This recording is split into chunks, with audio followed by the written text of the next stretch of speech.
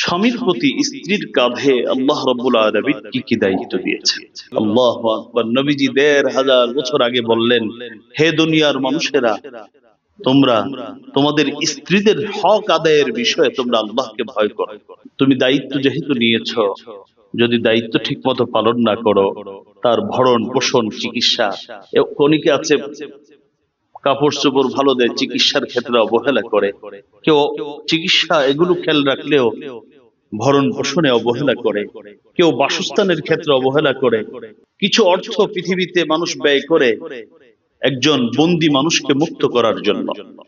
কিছু অর্থ আছে মানুষ মিসকিনকে প্রদান করে সদকা স্বরূপ, আর কিছু অর্থ আছে মানুষ তার পরিবারের জন্য ব্যয় করে। স্বামীর সামর্থ্য নাই, স্ত্রী সে তার আরেক বোন কোন অবস্থায় আছে, তার ফ্ল্যাটটা কেমন, তার বোন কি গাড়ি দিয়ে চলে, এগুলোকে যারা ফলো করে স্বামীর উপর অতিরিক্ত চাপ প্রয়োগ করে, এদের ক্ষেত্রে ইসলাম কি বলে? অনেক সময় আপনারা কষ্ট নিয়েন না, আমার কাছে মনে হয় অনেক পুরুষ ও হারাম রিজিক উপার্জনের ক্ষেত্রে উদ্বুদ্ধ হয় পরিবারের কারণে। এখানে বিশেষ করে মেয়েদের মা বাবার যে কি দায়িত্ব, অনেক সংসার নষ্ট হয়, আমাদের সমাজের অনেক সংসার নষ্ট করে মেয়ের মা বাবা, ছেলের মা বাবা।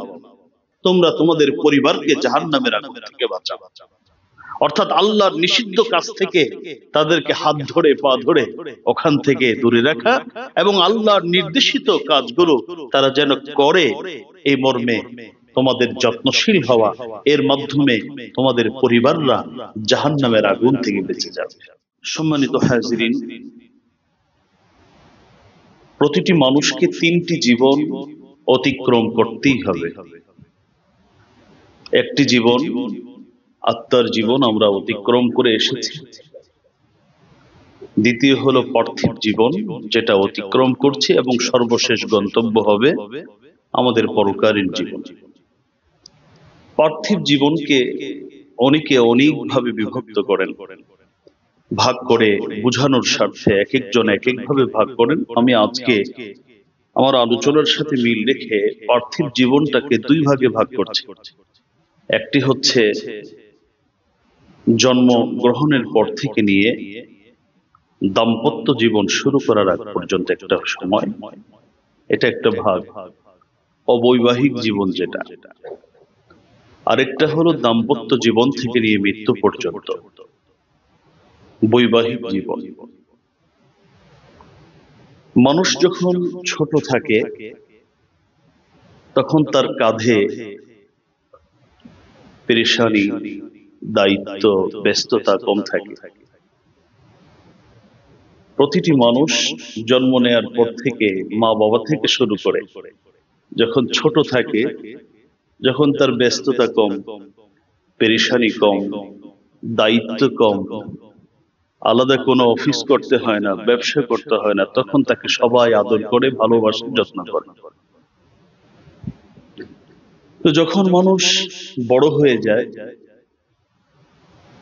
এবার তার কাঁধে একটি নয়, দুটি নয়, অনেক দায়িত্ব যখন চেপে বসে, তখন কেমন জানি মানুষ ভালোবাসা থেকে কিছুটা বঞ্চিত হতে শুরু করে।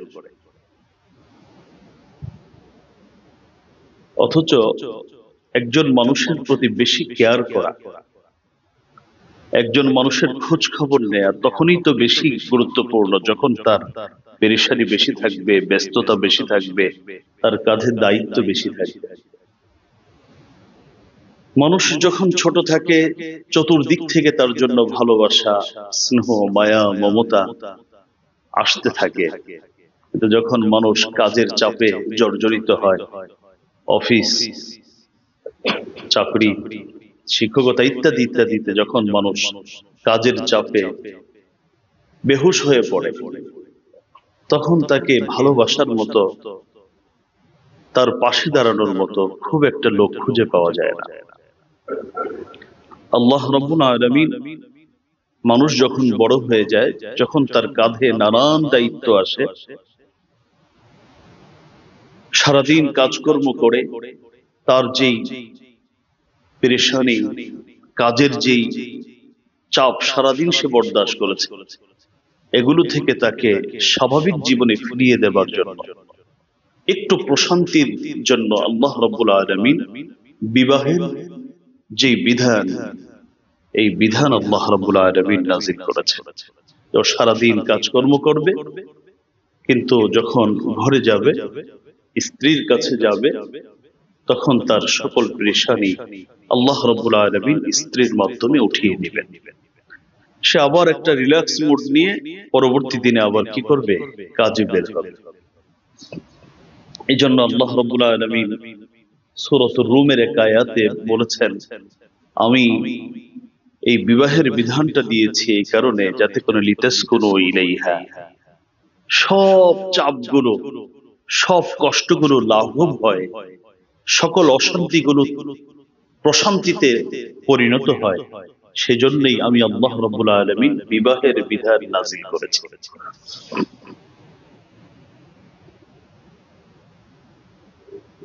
যদিও বর্তমান সমাজের বাস্তবতা কিছু কিছু ক্ষেত্রে ভিন্ন, দেখা যায় ঘরের মধ্যে ঢুকলে শান্তির জায়গায় অশান্তিটাই বেশি, এমনও কখনো কখনো দেখা যায়। আবার যারা নাকি আল্লাহ এবং রাসূল সাল্লাল্লাহু আলাইহি ওয়াসাল্লামের বিধি মোতাবেক তাদের বৈবাহিক জীবন পরিচালনা করছে, তাদের ঘরে ঢুকলে জান্নাতি একটা ফ্লেভার আল্লাহ রাব্বুল আলামিন দান করেন।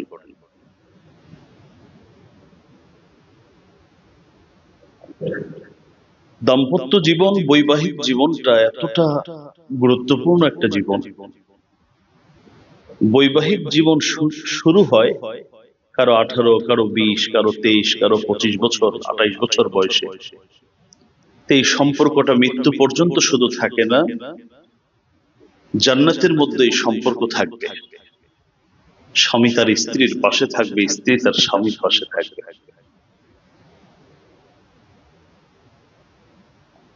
কিন্তু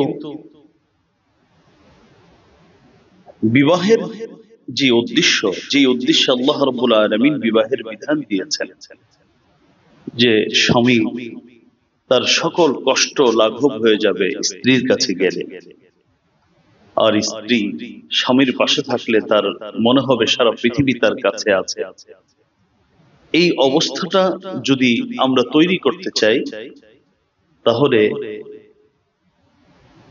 দাম্পত্য জীবনে স্বামীর প্রতি আল্লাহ রাব্বুল আলামিন কিছু দায়িত্ব দিয়েছেন, বলেছেন স্ত্রীর উপর এবং স্বামীর উপর এই দায়িত্ব। স্ত্রীর প্রতি স্বামীর দায়িত্ব হলো এটা, আর স্বামীর প্রতি স্ত্রীর দায়িত্ব হলো এগুলো। এই দায়িত্বগুলো যদি আমরা পালন করি, তাহলে ইনশাআল্লাহ আমরা দেখতে পাবো যে আসলেই বৈবাহিক জীবনটা সকল অশান্তি দূরীকরণের জন্য একটি অপরিহার্য বিধান, একটি অপরিহার্য জীবন। আর যদি আমরা আল্লাহ এবং রাসূল সাল্লাল্লাহু আলাইহি ওয়াসাল্লাম বৈবাহিক জীবনের জন্য, দাম্পত্য জীবনের জন্য যে নীতিমালাগুলো দিয়েছেন, এটাকে যদি আমরা পালন না করি, তাহলে বৈবাহিক জীবনটা এটা শান্তির জায়গায় অশান্তি বেশি এনে দিবে। আমি ভূমিকা লম্বা না করে আমি আমার মূল আলোচনায় ঢুকতে চাই। আমি আপনাদের খেদমতে যে বিষয়টা আলোচনা করতে চাচ্ছি সেটা হলো স্ত্রীর প্রতি, স্ত্রীর জন্য স্বামীর উপর আল্লাহ রাব্বুল আলামিন কি কি দায়িত্ব দিয়েছেন,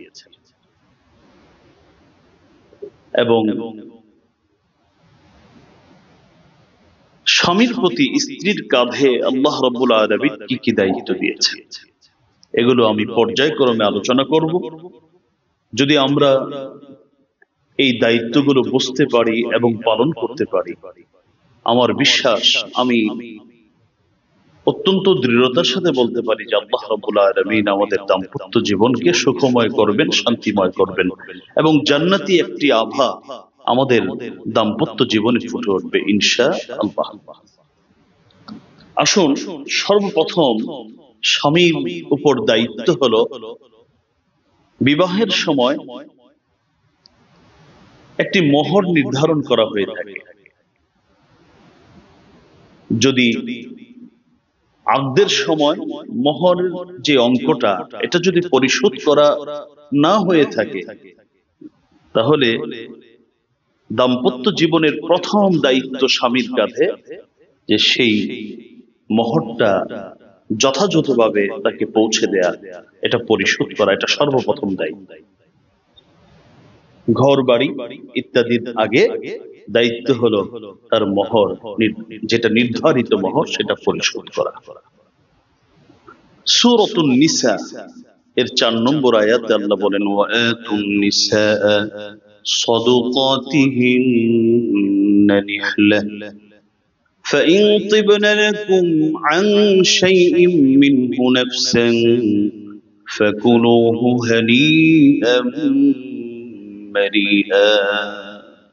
আল্লাহ বলেন, ওয়াআতুন নিসা সাদুকাতিহিন্না নিহলা, তোমরা তোমাদের স্ত্রীদের মোহর সানন্দে আনন্দ চিত্তে দিয়ে দাও।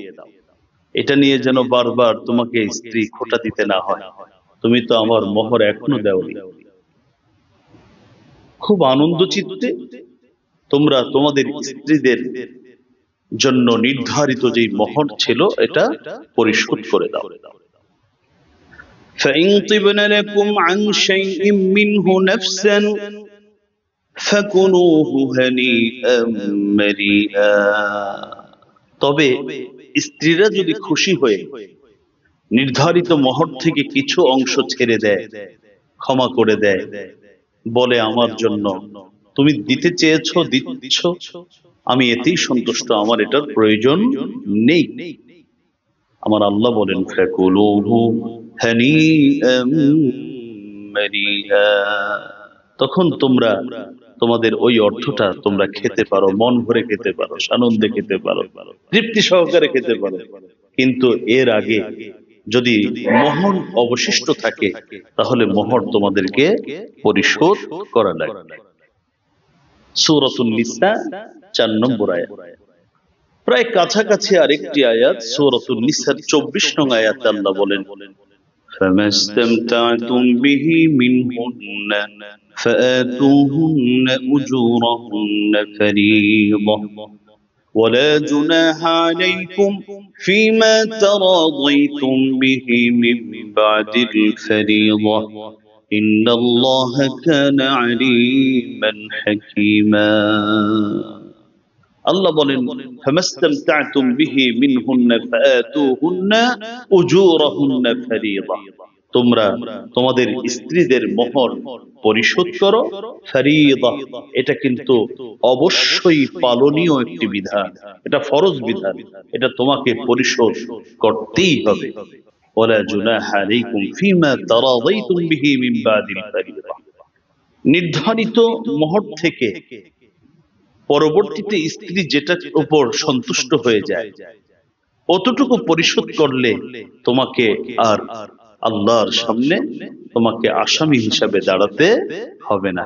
অর্থাৎ স্ত্রী যদি কোনো অংশ ক্ষমা করে দেয় বা সন্তুষ্ট চিত্তে মেনে নেয়, তাহলে তোমাকে আর আল্লাহর সামনে অপরাধী হওয়া লাগবে না। ইন্নাল্লাহা কানা আলীমান হাকীমা, নিশ্চয় আল্লাহ হচ্ছেন প্রজ্ঞাময় এবং সর্বজ্ঞানী। সূরাতুন নিসা 4 এবং সূরাতুন নিসা 24।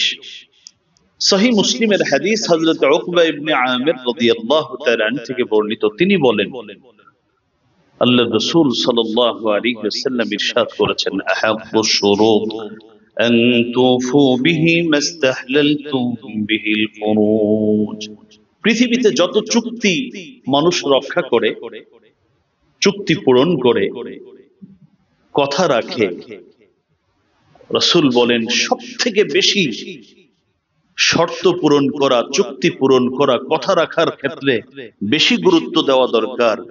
স্ত্রীর সাথে স্বামী যেই মোহরের ক্ষেত্রে যে চুক্তিটা করেছিল সেটা পূরণ করা, সেই কথাটাকে সুন্দরভাবে বাস্তবায়ন করা হলো সবচেয়ে বেশি গুরুত্বপূর্ণ।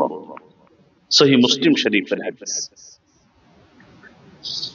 তাহলে সূরাতুন নিসার 4 সূরাতুন নিসার 24 এবং সহিহ মুসলিমের হাদিস হযরত উকবা ইবনে আমির থেকে বর্ণিত হাদিস।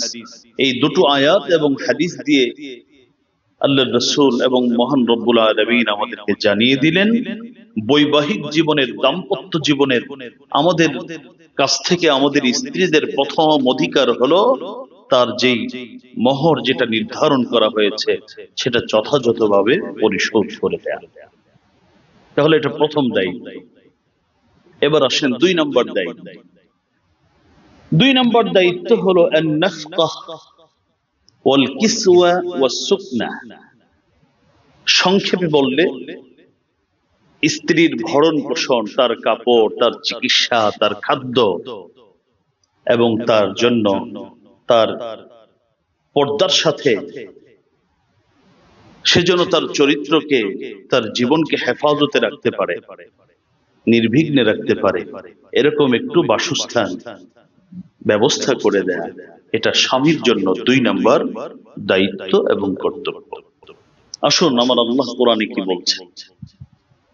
সূরাতুল বাকারা 233 নং আয়াতে আল্লাহ বলেন, وعلى المولود له رزقهن وكسوتهن بالمعروف لا تكلف نفس إلا وسعها। وعلى المولود বাবার উপর দায়িত্ব হলো, স্বামীর উপর দায়িত্ব হলো রিজকুহুন্না ওয়া কিসওয়াতুহুন্না বিল মারুফ, স্ত্রীদের ভরণ পোষণের ব্যবস্থা করা, খাদ্যের ব্যবস্থা করা, তাদের পোশাকের ব্যবস্থা করা, বিল মারুফ, ন্যায় সঙ্গত ভাবে। ভালো করে বুঝতে হবে সামনের আয়াতগুলো। অধিকাংশ পরিবারগুলোতে যে অশান্তির বীজ যেখান থেকে রোপণ হয়, বপন হয়, আমরা যদি সামনের কথাগুলো ভালো করে শুনতে পারি তাহলে আমরা বুঝতে পারবো যে আসলে ভুলটা কার, আমার না আমার স্ত্রীর। আল্লাহ রাব্বুল আলামিন কি বললেন, ওয়ালাল মাউলুদ লাহু রিজকুহুন্না ওয়া কিসওয়াতুহুন্না বিল মারুফ। বাবার কাঁধে দায়িত্ব হলো সন্তানের শুধু রিজিক, খাদ্য, বস্ত্র নয়, বরং স্ত্রীদের খাদ্য বস্ত্রের ব্যবস্থা করা কিভাবে, ন্যায় সঙ্গত ভাবে। সামনে আসবে ন্যায় সঙ্গত মানে সূরাতুল বাকারা 233 নং আয়াত। সূরাতুত তালাক এর 6 নম্বর আয়াতে আল্লাহ বলেন, আসকিনুহুন্না মিন হাইথু সাকানতুম মিন ওয়াজদিকুম ওয়া লা তুদাররুহুন্না লিতুদাইয়িকু আলাইহিন। আসকিনুহুন্না মিন হাইথু সাকানতুম মিন ওয়াজদিকুম, শুধু খাদ্য আর পোশাক নয়, আল্লাহ বলেন আসকিনুহুন্না, তোমরা তোমাদের স্ত্রীদের বাসস্থানের ব্যবস্থা করো, বসবাসের ব্যবস্থা করো, মিন হাইথু সাকানতুম মিন ওয়াজদিকুম, তোমরা যেভাবে তোমাদের বাসস্থান থাকার ব্যবস্থা করছো ঠিক তোমাদের সামর্থ্য অনুযায়ী তোমরা তোমাদের স্ত্রীদের বসবাসের বাসস্থানের ব্যবস্থা করো। ولا تضاروهن لتضيقوا عليهن, তাদেরকে সংকটে ফেলবার জন্য, তাদেরকে কষ্ট দেবার জন্য তোমরা কোনো পরিকল্পনা করো না, বরং তাদেরকে একটু ভালো রাখার জন্য, সে যেন একটু মানসিকভাবে ভালো থাকে, শারীরিকভাবে ভালো থাকে, ঈমান আমলের দিক থেকে ভালো থাকে, এই সব বিবেচনা করে তার জন্য একটু বাসস্থানের ব্যবস্থা করো।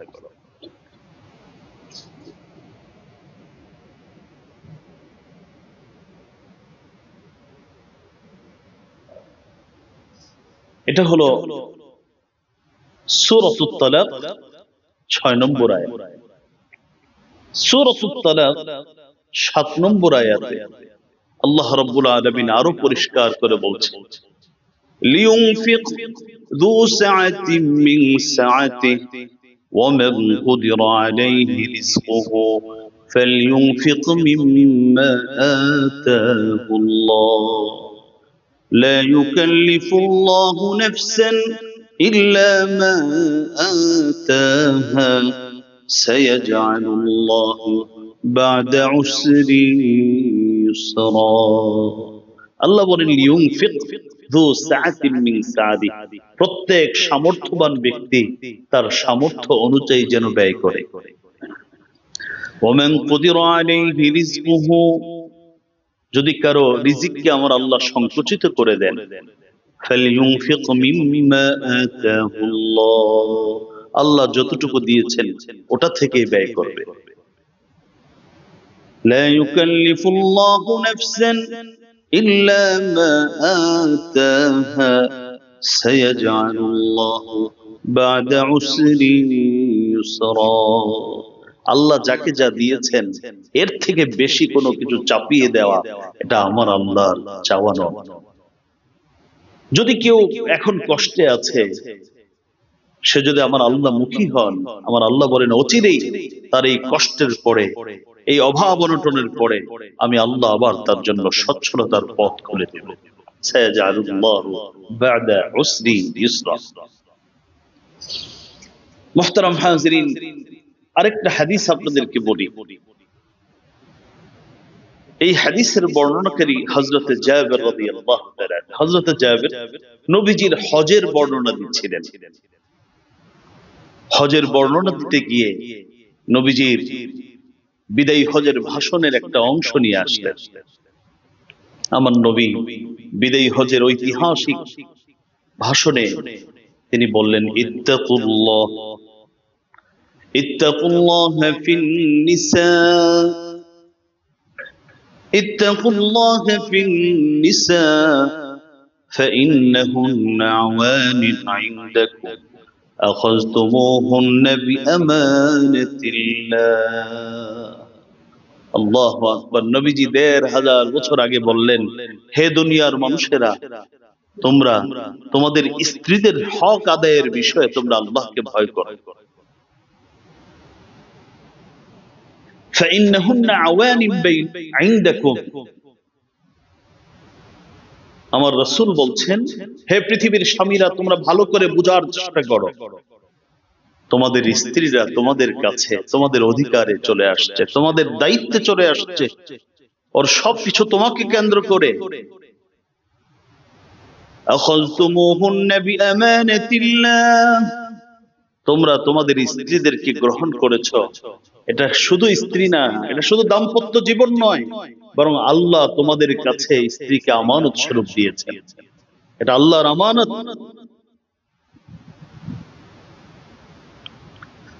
আল্লাহু আকবার। ওয়ালাহুন্না আলাইকুম রিজকুহুন্না ওয়া কিসওয়াতুহুন্না বিল মারুফ, এই আমানত, স্ত্রীরা তোমাদের কাছে আমানত, ওরা তোমাদের অধিকারভুক্ত হয়ে আসছে, অধীনস্থ হয়ে আসছে। সুতরাং ওয়ালাহুন্না আলাইকুম রিজকুহুন্না, তোমাদের উপর তাদের রিজিক, তাদের খাদ্য পানীয়, তাদের বাসস্থান, ভরণ পোষণ ন্যায় সঙ্গত ভাবে এটার ব্যবস্থা করা, এটা তোমাদের উপর অত্যাবশ্যক।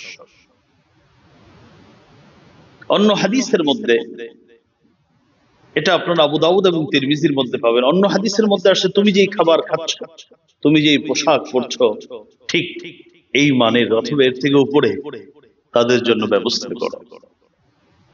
প্রত্যেকটা আয়াতে এবং হাদিসে ন্যায়সঙ্গত ভাবে দেয়ার, পরিশোধ করার নির্দেশনা আমার আল্লাহ রাব্বুল আলামিন দিয়েছেন। কারণ আমার আল্লাহ খুব ভালো করেই জানেন যে পৃথিবীতে এই জায়গাটায় এসে কখনো কোনো ছেলে, পুরুষ, স্বামী এখানে অন্যায় করবে, অথবা কখনো আমাদের কোনো মা বোন না বোঝার কারণে অন্যায় করবে। এই জন্য আমার আল্লাহ বলে দিয়েছেন ন্যায়সঙ্গত ভাবে। সামনের আলোচনাগুলো আপনারা শুনলে আশা করি বুঝতে পারবেন ন্যায়সঙ্গত মানে। আসুন, ন্যায়সঙ্গতের প্রথম কথা হচ্ছে, পুরুষ তার যত উপার্জন, এটা কেন? তার পরিবারকে কেন্দ্র করে।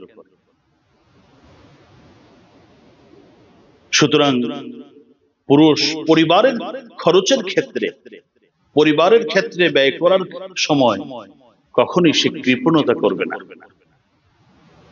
যার যতটুকু দরকার, যদি তার সামর্থ্য থাকে, সামর্থ্যের মধ্য থেকে সর্বোচ্চটা করার চেষ্টা করবে। এটা হলো ন্যায়সঙ্গতের প্রথম কথা। আসুন হাদিসে রাসূল বলছেন, হযরত আব্দুল্লাহ ইবনে আমর ইবনুল আস রাদিয়াল্লাহু তাআলা আনহুমা থেকে বর্ণিত, তিনি বলেন, قال رسول الله صلى الله عليه وسلم كفى بالمرء إثما كفى بالمرء إثما أن يضيع من يقوت। নবীজি বলেন, একজন মানুষ অপরাধী হওয়ার জন্য, অভিযুক্ত হওয়ার জন্য এতটুকুই যথেষ্ট যে তার কাঁধে একজনের ভরণ পোষণের দায়িত্ব, কিন্তু সে এটা যথাযথভাবে পালন করে না। কারো ভরণ পোষণের দায়িত্ব কারো কাঁধে দেওয়া হয়েছে, কিন্তু সে ভরণ পোষণের ক্ষেত্রে সে ইনসাফ করে না। ভরণ পোষণ দেওয়ার ক্ষেত্রে যতটুকু দেয়া দরকার ততটুকু দেয় না, এটাই তার অপরাধী হওয়ার জন্য যথেষ্ট। রাসূলুল্লাহ সাল্লাল্লাহু আলাইহি ওয়াসাল্লাম আবু দাউদ শরীফের হাদিসের মধ্যে বলেছেন, কিছু মানুষ আছে উপার্জন করে, ও কোথায় কি রাখে ও জানে আর খোদা জানে। সন্তানের পড়ালেখার ক্ষেত্রে অর্থ ব্যয় করছে না যেভাবে ব্যয় করা দরকার। স্ত্রীকে মানসিকভাবে, শারীরিকভাবে, ঈমান আমলের বিবেচনায় ভালো রাখার জন্য যা ব্যয় করা দরকার করছে না। তাহলে এই উপার্জনের মানে কি? নবীজি বলেছেন, দায়িত্ব নিয়েছো কাঁধে, কিন্তু দায়িত্ব পালন করবা না, অপরাধী হওয়ার জন্য এতটুকুই যথেষ্ট। এটা হলো স্বামীর জন্য প্রথম নসিহা। স্বামীর জন্য আমার রাসূল কত চমৎকার কথা বলেছেন, আমাদের খুব ভালো করে বোঝা দরকার। আমার নবী বলেন, সহিহ মুসলিমের হাদিস, হযরত আবু হুরায়রা রাদিয়াল্লাহু তাআলা থেকে বর্ণিত, আল্লাহর রাসূল বলেন, দিনারুন আনফাকতাহু ফি সাবিলিল্লাহ ওয়া দিনারুন আনফাকতাহু ফি রাকাবাতিন ওয়া দিনারুন তাসাদদাকতা বিহি আলা মিসকিন ওয়া দিনার আনফাকতাহু আলা আহলিক আ'যামুহা আজরা الذي أنفقته على أهلك। একদিকে স্বামীকে বললে, আমার রাসূল বললেন, তুমি দায়িত্ব যেহেতু নিয়েছ, যদি দায়িত্ব ঠিকমতো পালন না করো, তার ভরণ পোষণ, চিকিৎসা, অনেকে আছে কাপড় চোপড় ভালো দেয়, চিকিৎসার ক্ষেত্রে অবহেলা করে, কেউ চিকিৎসা এগুলো খেয়াল রাখলেও ভরণ পোষণে অবহেলা করে, কেউ বাসস্থানের ক্ষেত্রে অবহেলা করে। রাসূল তো নিষেধ করলেন, পাশাপাশি প্রতিটা পুরুষকে আমার নবী উদ্বুদ্ধ করলেন। কি বললেন? সহিহ মুসলিমের হাদিস, হযরত আবু হুরায়রা থেকে বর্ণিত, নবী বলেন, দিনারুন আনফাকতাহু ফি সাবিলিল্লাহ। কিছু অর্থ এমন আছে যেটা মানুষ আল্লাহর জন্য, আল্লাহর পথে ব্যয় করে। ওয়া দিনারুন আনফাকতাহু আলা রাকাবাতিন। কিছু অর্থ পৃথিবীতে মানুষ ব্যয় করে একজন বন্দী মানুষকে মুক্ত করার জন্য, গোলাম তাকে আজাদ করে দেওয়ার জন্য, অথবা বন্দী কোনো মানুষকে মুক্ত করার জন্য মানুষ অর্থ ব্যয় করে। কিছু অর্থ আছে মানুষ মিসকিনকে প্রদান করে সদকা স্বরূপ, আর কিছু অর্থ আছে মানুষ তার পরিবারের জন্য ব্যয় করে। নবী বলেন, আ'যামুহা আজরান, এই চার ব্যয়ের মধ্যে, এই চার খরচের মধ্যে প্রতিদানের বিবেচনায় সবথেকে উত্তম খরচ হচ্ছে, উত্তম ব্যয় হলো আল্লাযী আনফাকতাহু আলা আহলিক। ওই অর্থটা বিনিময়ের দিক থেকে সবথেকে বড় বিনিময় হবে যেই অর্থটা নিজের পরিবারের জন্য মানুষ ব্যয় করবে। সহিহ মুসলিম শরীফের হাদিস। তাহলে স্বামীকে দুটা কথা বলা হলো। এক নাম্বার হলো, তুমি দায়িত্ব নেওয়ার পরে অবহেলা করলে অপরাধী হওয়ার জন্য যথেষ্ট। নামাজ যত পড়ো আর ওয়াজ যাই করো, তুমি কিন্তু অপরাধী। আবার স্বামীকে বলা হলো তুমি ব্যয় করবা, তো সব থেকে যদি বিনিময় পেতে চাও আল্লাহর কাছ থেকে, তাহলে পরিবারের জন্য ব্যয় করবা, এটা বেশি বিনিময় তোমাকে নিয়ে আসবে। আচ্ছা, এবার আসুন, শুধু এখানেই শেষ নয়, কোন স্বামী যদি স্ত্রীর ভরণ পোষণ, বাসস্থানের ক্ষেত্রে, চিকিৎসা ইত্যাদির ক্ষেত্রে যদি অবহেলা করে, তাহলে ইসলামের মূলনীতি হলো তার অজান্তে, তার অনুমতি ছাড়াও অতটুকু প্রয়োজন পূরণ করবার অধিকার ইসলাম মা বোনদেরকে দিয়েছে।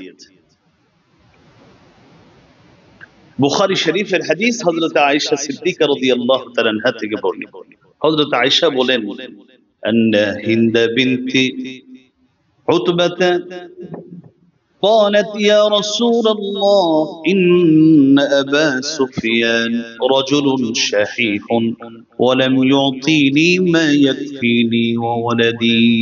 হযরত আয়েশা বলেন, হিন্দা বিনতে উতবা, উতবার মেয়ে হিন্দা, সে একদিন নবীর কাছে আসলো। নবীর কাছে এসে তিনি জানালেন, বললেন, ইয়া রাসূলুল্লাহ ইন্না আবা সুফিয়ান রাজুলুন শাহীহ, আমার স্বামী আবু সুফিয়ান এমনি লোকটা নেতা, অর্থকরীয় মাশাআল্লাহ অনেক আছে, তবে লোকটা হলো বড় কৃপণ। আমাদের যা দেয় এটা দিয়ে না আমার চলে, না আমার সন্তানদের চলে। খাদ্য পানীয় ভরণ পোষণ সবকিছুর মধ্যে কষ্ট দেয়। ইল্লা মা আখাযতু মিনহু ওয়া হুয়া লা ইয়ালাম, তবে নেতা মানুষ তো প্রত্যেকদিন আসে, পকেটে অনেক টাকা পয়সা থাকে, আমি কিছু কিছু রেখে দিই, এটা দিয়ে আমি আমার সন্তানের হক আদায় করি, আর আমার খুব প্রয়োজনীয় যা আছে সেটা পূরণ করি। নবীজি বললেন, খুজি মা ইয়াকফিকি ওয়া ওয়ালাদাকি বিল মারুফ, হ্যাঁ তুমি নিতে পারো, তবে আবার বেশি নিও না, অন্যায় ভাবে নিও না, যতটুকু হলে তোমার এবং তোমার সন্তানের প্রয়োজন পূরণ হয় অতটুকু নেওয়ার অধিকার তোমাকে দেওয়া হবে। বুখারী শরীফের হাদিস। সুতরাং আমি আপনি যদি এই ক্ষেত্রে দায়িত্বে অবহেলা করি, আমার অর্থকরী আছে কিন্তু আমার সব চলে, কিন্তু এই জায়গাটায় গিয়ে আমি কি করি, অবহেলা করি, তাহলে স্ত্রীর অধিকার থাকবে অতটুকু নেওয়া, ন্যায়সঙ্গত ভাবে আমার কাছ থেকে নেওয়া, এতটুকু অধিকার কার আছে, আমাদের মা বোনদের থাকবে। এবার আসুন, যেই কারণে বেশি সমস্যা হয় সেটা হচ্ছে যদি স্বামীর সামর্থ্য নাই, স্ত্রী সে তার আরেক বোন কোন অবস্থায় আছে, তার ফ্ল্যাটটা কেমন, তার বোন কি গাড়ি দিয়ে চলে, এগুলোকে যারা ফলো করে স্বামীর উপর অতিরিক্ত চাপ প্রয়োগ করে, এদের ক্ষেত্রে ইসলাম কি বলে?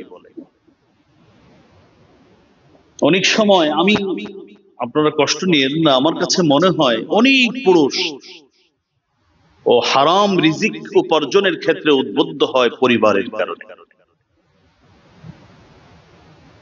যদি আমাদের মা বোনরা, একটা সমাজ, একটি রাষ্ট্র সুন্দর হতে হলে আমাদের মা বোনদের অনেক ভূমিকা রাখার সুযোগ আছে। যদি ওনারা শুধু স্বামী আসলে আর অর্থ করে নিয়ে আসলে প্রশ্ন করে, এটা আনছো থেকে,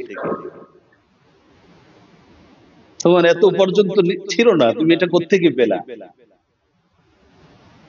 অনেক আগের কথা বলছি, কত 17, অনেক না, মানে 17 বছর আগের কথা বা 16 বছর আগে, আমি একবার একটু বেশি টাকা নিয়ে, পরিমাণটা খুব অত বেশি না, আবার আপনাদের হিসাবে বেশি না, আমার হিসাবে বেশি।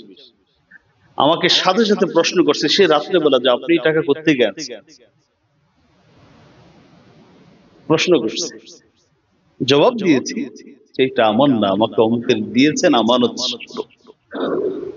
এইভাবে যদি ঘরের মধ্যেই যদি আমাদের বিভিন্ন সংস্থার লোক থাকে না, এরকম ঘরেই যদি আমাদের মা বোনরা এই ভূমিকাটা রাখেন, তাহলে অধিকাংশ পুরুষ অন্যায় পথে যেতে পারে না। বরং উল্টোটা হচ্ছে, আজকে আমাদের মা বোনরা তার পাশের বাসা ওটাকে সে সামনে রাখছে, তার আত্মীয়কে সামনে রাখছে, তার ওই ভাই ওই বোন তারা কিভাবে জীবন যাপন করছে স্বামীর উপর তুমি কি করো। আহা, কতটা জঘন্য মানসিকতা এটা। আমি তো প্রায় সময় আমি আমার ছাত্রদেরকে, এখানে অনেক ছাত্র পড়ে নামাজ পড়ে, আমি অনেক সময় বলি যে আমি তো গর্ববোধ করি যে আমার বাবা সারা জীবন একটা টাকা আমার জানা মতে হারাম উপার্জন করেন। এটাই তো আমার শুকরিয়া আল্লাহর কাছে যে আমার বাবা হালাল উপার্জন করে। কোন স্ত্রীর স্বামী যদি হালাল উপার্জন করে, আমি তো মনে করি সে সারা বছর একটি কাপড়ে থাকবে, তারপরে সবার কাছে গর্ব করে এবং আল্লাহর শুকরিয়া আদায় করে বলবে আমার স্বামী হালাল উপার্জন করে, এই জন্য আমি এইভাবে চলি। এটা তো ছিল কৃতজ্ঞতার বিষয়। কিন্তু দেখা যায় আমরা এক্ষেত্রে এসে আমাদের অনেক মা বোন একেবারে অবুঝ হয়ে যায়। আসুন এই এই ধারাবাহিকতা মূলত মা বোনদের একটু পোশাক, ঘর বাড়ি, ঘরের ভিতরে আসবাবপত্রের প্রতি একটা আকর্ষণ, এটা আল্লাহ রাব্বুল আলামিন তাদেরকে ফিতরতি ভাবে, স্বভাবগত ভাবে, জন্মগত ভাবে দিয়েছে। ১৫০০ বছর আগের কথা বলছি, তাও আবার আম্মাজানদের বিষয়ে, নবীজির স্ত্রীদের বিষয়ে একটা কথা শুনেন। সহিহ মুসলিম শরীফের হাদিস, হযরত জাবির ইবনে আব্দুল্লাহ থেকে বর্ণিত হাদিস। রাসূলুল্লাহ সাল্লাল্লাহু আলাইহি ওয়াসাল্লাম মদিনাতুল মুনাওয়ারাতে হিজরত করে গেলেন, আম্মাজানরাও গেলেন। তো মদিনাতুল মুনাওয়ারাতে প্রথমত তো ইসলামের সূচনাতে অত্যন্ত অর্থকরীর কষ্ট ছিল সাহাবীদের জীবনে, কিন্তু কিছুদিন পরে আল্লাহ রাব্বুল আলামিন বরকতের দরজা খুলে দিলেন। এবার আনসারী সাহাবীরা মোটামুটি বেশ স্বাচ্ছন্দ্যে জীবন যাপন শুরু করল। অর্থাৎ তাদের বাসা বাড়িতে এটা বিলাসিতা, বর্তমান সময়ের বিলাসিতা না, তাদের ভাষায় এটা বিলাসিতা শুরু হয়েছে। হযরত জাবির ইবনে আব্দুল্লাহ থেকে বর্ণিত, তিনি বলেন যে একদিন নবীজির বাসায় সাইয়্যিদুনা আবু বকর সিদ্দিক রাদিয়াল্লাহু তাআলা আনহু আসলেন। এসে দেখেন দরজার মধ্যে অনেক লোক। জিজ্ঞেস করলেন কি খোঁজ খবর? তা আমরা আসছি নবীর সাথে সাক্ষাৎ করতে, কিন্তু নবীজি ঢোকার পারমিশন কাউকে দিচ্ছেন না।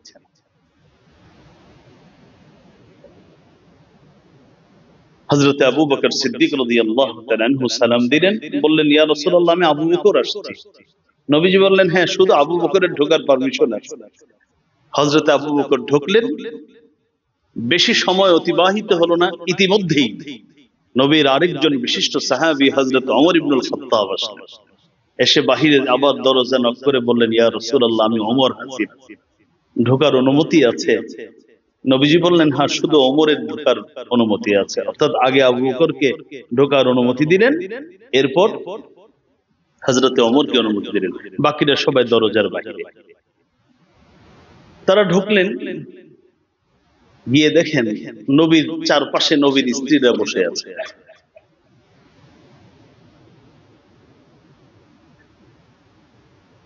তারা বসে, সব তো বসে আছে। নবীজি হযরতে আবু বকর আর ওমর দুজনকে দেখে একটু খুশি হলেন, বললেন যে দেখো ইয়াসআলনানি আন নাফকাহ, তারা আমার কাছ থেকে ভরণ পোষণ এটা বাড়ে, আমি যেন যেইভাবে তাদের জীবন যাপন করাচ্ছি এর থেকে যেন আরেকটু বাড়িয়ে দেই, এজন্য কিছুটা আন্দোলনের মতো শুরু করেছে। আমি একটু মজাক করে বললাম আম্মাজানদের শানে এই শব্দটা সুন্দর যায় না। অর্থাৎ যেহেতু চতুর্দিক থেকে মানুষ তাদের জীবন যাপনের যে মান এটা বাড়ছে, আম্মাজানদেরটা তো বাড়ছে না। তারা ওই যে যে অবস্থায় আছে স্বাভাবিক অবস্থায় ওইভাবেই জীবন যাপন করছে। আম্মাজানদের একটু একটু চাওয়া ছিল যে এখন তো ইসলামের একটা ভালো সময়, সবার জীবন যাপনের মান একটু ভালো হয়েছে, তা আমাদের জীবন যাপনের মানটাও তো একটু ভালো হওয়া দরকার। এমন একটি চাওয়া বলেন, দাবি বলেন, অধিকার বলেন, এগুলো নবীর সামনে পেশ করেছে। এটা কিন্তু এমন না যে আরেক জায়গায় গিয়ে বলছে যে আমার স্বামী একেবারে কিপটা, এটা বলে নাই। বরং নবীজি বলছেন যে আমার স্বামী একেবারে সচ্ছল, আমার স্বামী একেবারে সচ্ছল, আমার স্বামী একেবারে সচ্ছল। এটা কিন্তু এমন না যে আরেক জায়গায় গিয়ে বলছে যে আমার স্বামী একেবারে কিপটা, এটা বলে নাই। তোমাদেরকে এভাবে করে আমার স্বামী তা আমাদেরকে কষ্ট দেয়, এটা বলে নেই। স্বামীর কাছে স্ত্রীরা তাদের চাওয়াটা পেশ করেছেন। আল্লাহ রাসূল সাল্লাল্লাহু আলাইহি ওয়াসাল্লাম হযরত আবু বকর আর ওমরকে বললেন যে দেখো, ইয়াসআলনানি আন-নাফস, আমার কাছে চায়, তো তোমরা তো জানো আমি এই বিলাসী জীবন পছন্দ করি না, তাছাড়া রাষ্ট্রের পক্ষ থেকে সবাইকে দেওয়ার পরে আমি যেটা নেই এটা পরিমাণ অনেক কম, আমি কিভাবে এটা দিব। এখানে বিশেষ করে মেয়েদের মা বাবার যে কি দায়িত্ব, অনেক সংসার নষ্ট হয় আমাদের সমাজের, অনেক সংসার নষ্ট করে মেয়ের মা বাবা, ছেলের মা বাবা। কষ্ট পেয়েছেন, কষ্ট পেলেও কিছু করার নেই, এটা বাস্তবতা। দেখুন হযরতে আবু বকর আর হযরতে ওমর, হযরতে আবু বকরের মেয়ে হযরতে আয়েশা আর ওমরের মেয়ে হযরতে হাফসা দুজনেই নবীজির স্ত্রী, ওই জায়গায় ছিলেন। হযরতে আবু বকর এক সেকেন্ড সময় দেরি করেন নাই, মেয়েকে ডাক দিলেন, এক পাশে চলে গেলেন, আর এদিক দিয়ে হযরতে ওমর হাফসাকে ডাক দিয়ে আরেক পাশে চলে গেলেন। সঙ্গে সঙ্গে মেয়েকে শাসন করলেন। এরপরে বললেন, তাসআলনা রাসূলুল্লাহ সাল্লাল্লাহু আলাইহি ওয়াসাল্লাম মা লাইসা ইনদা, কি শিখেছ, তোমাকে কেমন মেয়ে হিসেবে গড়লাম যে আজকে স্বামীর কাছ থেকে এমন কিছু চাচ্ছ যেটা তোমার স্বামীর কাছে নাই। অর্থাৎ তার যে সামর্থ্যের বাহিরে তুমি কোন অধিকার থেকে চাচ্ছ? তুমি তো এটা তো নির্যাতনের স্বামী, এটা তো তুমি তাকে কষ্ট দিচ্ছ। দুই বাবা তাদের আদুরে দুই মেয়েকে শাসন করলেন। এরপর যাই হোক আবার বুঝালেন যে মা, তোমার স্বামী তো রাসূলুল্লাহ সাল্লাল্লাহু আলাইহি ওয়াসাল্লাম, তোমার তো এটা উচিত হয়নি। এরপরে বুঝালেন, বাবা দুজনের বাবা সরলেন। এবার রাসূল করিম সাল্লাল্লাহু আলাইহি ওয়াসাল্লাম,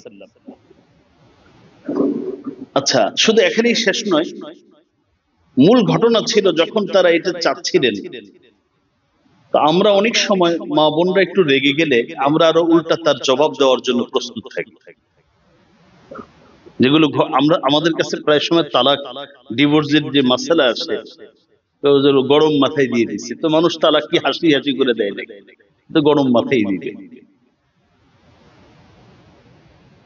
নবীজি কি করলেন, যখন তারা এগুলো শুরু করেছেন, নবীজি আস্তে করে ঘর থেকে বের হয়ে গেছে। আল্লাহু আকবার, একদিন না, দুদিন না, এক মাস, অন্য বর্ণনা আসছে 29 দিন তাদের সাথে একসাথে রাত্রি যাপন করেননি। অর্থাৎ স্বাভাবিক আসছেন তেমন কথাবার্তা বলেননি, যাতে করে নিজেদের মধ্যে কি হয়, ঝগড়াঝাটি না হয়। এরপরে হলো এই আলোচনাগুলো। আল্লাহ রাব্বুল আলামিন সূরাত তাহরীমের আয়াত নাযিল করলেন, ইয়া আইয়ুহান নাবিয়্যু কুল লিআজওয়াজিক ইন কুনতুন্না তুরিদনাল হায়াতাদ দুনিয়া ওয়া যীনাতাহা ফাতাআলাইনা উমাত্তি'কুন্না ওয়া উসাররিহকুন্না সারাহান জামিলা। নবী আপনি আপনার স্ত্রীদেরকে বলেন, কি চাও, দুনিয়া চাও না আখিরাত চাও? যদি দুনিয়া চাও তাহলে তোমাদের সাথে আমার চলবে না, কারণ আমি দুনিয়া এটা আমার জীবনের মূল উদ্দেশ্য নয়। আর যদি আখিরাত চাও তাহলে এভাবে করেই দুনিয়ার এই জীবনটা কষ্টের সাথে কাটাতে হবে। এদিক দিয়ে এই কথা বললেন, আবার অন্য আয়াতের মধ্যে বলে দিলেন, আরো ধমক দিয়ে বললেন, আমার নবীর সাথে উল্টাপাল্টা করলে তোমাদের থেকে সর্বাধিক বিবেচনায় চরিত্রবান বিভিন্ন গুণে গুণান্বিত মেয়েদেরকে নবীর স্ত্রী বানাবো, তোমাদেরকে সরিয়ে দেব। যাই হোক, এই আয়াতগুলো নাযিল হওয়ার পরে নবীজি এবার একটু রাখলেন, কিছু সময় একসাথে থাকলেন না। এরপরে আবার নবীজি স্ত্রীদের সাথে কথা বলতে আসলেন। প্রথমত হযরত আয়েশা, কারণ হযরত আয়েশা তো ফকিহা ছিলেন, মুফতি। হযরত আয়েশাকে বললেন, আচ্ছা আয়েশা, আমি তোমার সাথে আজকে কিছু কথা বলবো। দেখুন নবীজি কিভাবে কথা বলতেছেন, তুমি এখনই এর জবাব দিবে না, তুমি এটাকে বুঝে শুনে ধীর গতিতে এর জবাব দিবে। আমি চাই তুমি মেয়ে মানুষ, তুমি একা একা কোনো এই বিষয়ের সিদ্ধান্ত আমাকে দিবে না, তোমার পরিবারের সাথে একটু পরামর্শ করবে, এরপরে আমাকে কথা বলবে। হযরত আয়েশা বুঝে ফেললেন যে এই শেষ সুযোগটা নষ্ট করার কোনো অবকাশ নেই। উনি বললেন, ইয়া রাসূলুল্লাহ, কি বলতেছেন? আপনার বিষয়ে আমি আমার পরিবারের সাথে পরামর্শ করব, আর ওইটা তো একটু অভিমান করেছিলাম একটু বেশি আদায় করার জন্য, আপনার বিষয়ে আর কোনো পরামর্শ নেই। বাল আখতারুল্লাহ ওয়া রাসূলহু ওয়াদ দারাল আখিরাহ, আমি দুনিয়া চাই না, আমার মা বাবার সাথে আপনার বিষয়ে পরামর্শ করব প্রশ্নই ওঠে না। আমি তো আমার জীবনে আল্লাহ এবং রাসূলকে গ্রহণ করে নিয়েছি। সহিহ মুসলিম শরীফের হাদিস। আমি মনে করি এই হাদিসটা আমাদের মা বোনদের জন্য, যারা নাকি স্বামীদেরকে অযাচিত একেবারে অযৌক্তিক ভাবে প্রেসার ক্রিয়েট করে যে আমাকে এটা দিতে হবে ওটা দিতে হবে, এদের জন্য এই হাদিসটাই যথেষ্ট। এবং এক্ষেত্রে আবার যেন এই ছোটখাটো বিষয় নিয়ে একটা পরিবার নষ্ট হয়ে না যায়, এই জন্য স্বামীকেও সতর্ক করা হলো। এবং ঠিক এই হাদিসের মধ্যেই মেয়েদের মা বাবাদের কি দায়িত্ব, ছেলেদের মা বাবাদের কেমন দায়িত্ব হওয়া উচিত, এটাও আল্লাহর রাসূলের এই হাদিস থেকে সুস্পষ্ট। মুহতারাম হাজিরিন, স্বামীর উপর আরেকটি দায়িত্ব হলো, ৩ নম্বর দায়িত্ব, স্বামী তার স্ত্রীকে আল্লাহ রাব্বুল আলামিনের অবাধ্যতা থেকে, বিভিন্ন গর্হিত কাজ থেকে তাকে যেভাবে হোক তাকে বাঁচাবে। কারণ ভালোবাসার দাবি তো এটাই যে আমার স্ত্রী শুধু দুনিয়াতে ভালো থাকবে না, আমার স্ত্রী এই ভালোবাসা দিয়ে জান্নাতেও ভালো থাকবে, পরকালেও ভালো থাকবে। এটা একটা স্বামীর জন্য অত্যন্ত গুরুত্বপূর্ণ কর্তব্য। উনিকে বলে উনি তার স্ত্রীর জন্য জীবন দিয়ে দিয়েছে, ৬০ বছরের সফল সংসার, অথচ এই ৬০ বছরের মধ্যে তার স্ত্রী যেন জাহান্নাম থেকে বেঁচে জান্নাতের পথে অগ্রসর হয়, এদিকে তার কি ছিল না, ভ্রুক্ষেপ ছিল না। এটাকে প্রকৃত ভালোবাসা বলে না। প্রকৃত ভালোবাসা হচ্ছে স্বামী তার স্ত্রীকে আল্লাহর নিষিদ্ধ কাজ থেকে যে কোনো মূল্যে বাঁচাবার চেষ্টা করবে। আসুন, আমার আল্লাহ কুরআনুল কারীম সূরাতুত তাহরীম এর ৬ নম্বর আয়াতে কি বলছেন? আল্লাহ বলেন, ইয়া আইয়ুহাল্লাযীনা আমানু কু আনফুসাকুম ওয়া আহলিকুম নারা ওয়াকুদুহা আন-নাস ওয়াল হিজারা عليها ملائكة غلاظ شداد لا يعصون الله ما أمرهم ويفعلون ما يؤمرون। الله বলেন, ইয়া আইয়ুহাল্লাযীনা আমানু কু আনফুসাকুম, হে মুমিনগণ, তোমরা তোমাদের নিজেদেরকে প্রথমত বাঁচাও, ওয়া আহলিকুম, পরিবারকে বাঁচাও, স্ত্রীকে বাঁচাও, সন্তানকে বাঁচাও, মা বোনকে বাঁচাও। কোথা থেকে? নারান, এমন আগুন থেকে বাঁচাও, ওয়াকুদুহান নাসু ওয়াল হিজারা, যেই আগুনের ইন্ধন, যেই আগুনের জ্বালানি হবে মানুষ এবং পাথর। জাহান্নামের আগুনটা এটা লাকড়ি দিয়ে জ্বালানো হবে না, পাথর দিয়ে জ্বালানো হবে। মানুষ এক একটা জাহান্নামীকে নিক্ষেপ করা হবে, আর আগুনের তীব্রতা তীব্র থেকে তীব্রতর হতে শুরু করবে। এই জন্য আমার আল্লাহ বলেন, ওয়াকুদুহান নাস ওয়াল হিজারা আলাইহা মালাইকাতুন গিলাযুন শিদাদ লা ইয়াসুনাল্লাহা মা আমারহুম ওয়া ইয়াফআলুনা মা ইউমারুন। যে আগুনের পাশে নিয়োজিত থাকবে এমন সব ফেরেশতা যারা অত্যন্ত কঠোর স্বভাবের, যারা নির্মম হবে, যারা কঠোর হবে, যারা আমার আল্লাহর অবাধ্যতায় লিপ্ত হয় না, আমার আল্লাহর কোন নির্দেশনাকে অমান্য করে না, আমার আল্লাহ যা বলে তাই পালন করে, এমন সব ফেরেশতারা ওখানে নিয়োজিত থাকে। আমার আল্লাহ বলেন, হে মুমিনগণ, তোমরা ওই আগুন থেকে নিজেও বাঁচো, পরিবারকে বাঁচাও। এই আয়াত যখন নাজিল হলো, সূরাতুত তাহরীমের এই ৬ষ্ঠ আয়াত যখন নাজিল হলো, তাফসীরে রূহুল মাআনির মধ্যে এসেছে, হযরত ওমর ইবনুল খাত্তাব রাদিয়াল্লাহু তাআলা আনহু আল্লাহর রাসূলকে গিয়ে প্রশ্ন করেন, হে আল্লাহর রাসূল, নাকি আনফুসানা, আমরা আমাদেরকে জাহান্নাম থেকে বাঁচাবো সেটা তো বুঝি, কিভাবে বাঁচতে হবে? ফাকাইফা লানা বিআহলিনা, আমরা আমাদের পরিবারকে জাহান্নামের আগুন থেকে বাঁচাবো, এটা কেমন করে?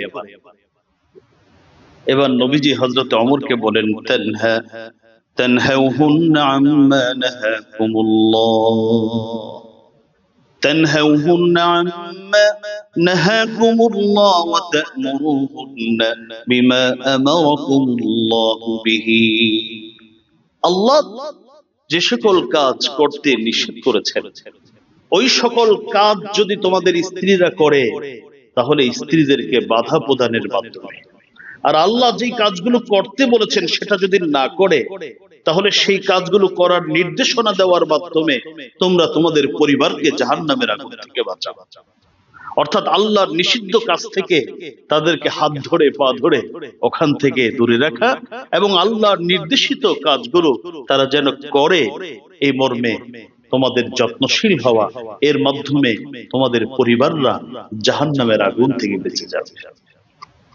মুহতারাম হাজিরিন, একই বিষয়ের উপর ধারাবাহিক আলোচনা ইনশাআল্লাহ আগামী জুমা থেকে শুনবো। আজকে যতটুকু আলোচনা হলো, আল্লাহ আমাদেরকে বুঝার, আমল করার তৌফিক দান করুন, আমিন। ওয়া আখিরু দাওয়ানা আনিল হামদুলিল্লাহি রাব্বিল আলামিন।